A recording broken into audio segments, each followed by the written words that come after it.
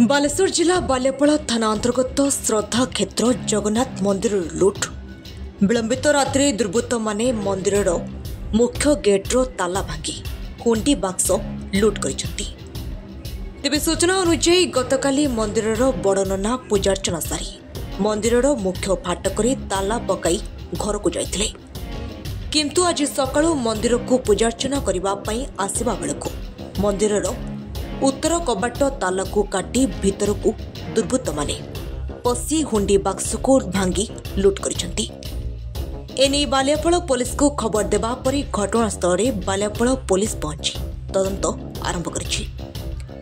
तेबे दुर्बृत्त माने केते टंका लुट करिसंती तार स्पष्ट सूचना मिल नथिबा बेले दिनकू दिन बालियापड़ अंचल एभली चोरी वृद्धि पाउथबारु पुलिस पेट्रोलिंग को कड़ाकड़ी करबा पई दाबी करिसंती लोके।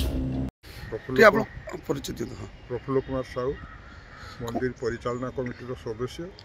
कौन है घटना मंदिर चोरी कौन सूचना मिल कौन भोर यही 5:55 समय जे बड़ पंडा विष्णु नना से मोदी फोन कले जे शीघ्र आसन मंदिर चोरी होपर मुझे देखे तो विष्णु नना अच्छा बाहर रास्ता पर किसी लोक ठिया मुझे सागे सागे आसली आसिक देखली जे उत्तर पट कबाटा भांगाई गेटा चाबीटा भांगी देते हुंडी बाक्सटा चाबी भांगाई हुंडी बाक्स केते जाइए ना आम जापारूँ तापर पुलिस की जना निया पुलिस आसला अधिक तदंत हो।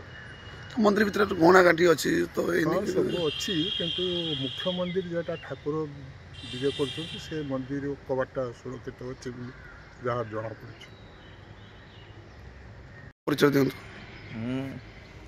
श्रद्धा क्षेत्र बड़ नना विष्णुदास पाठी। कौन है घटना मंदिर सकाल 5टार मंगल आरती करने आसला मंदिर खुलला बेलू मंदिर ताला भांगा काटी कौन कौन भीतर को तो पशी ना मु किंतु देखा जाऊँ बाहर जे हुंडी बाक्स भांगिकी नहीं जाइछन। मंदिर गहना पणा अन्य सामग्री विषय में किसी जानी ना भीतर को पशी ना भीतर को पशिला पर जना पड़े तो ये बाबद कौन एड़ा कहूँ। बालियापड़ू चंदन कुमार जेना रिपोर्ट सकाळ खबर।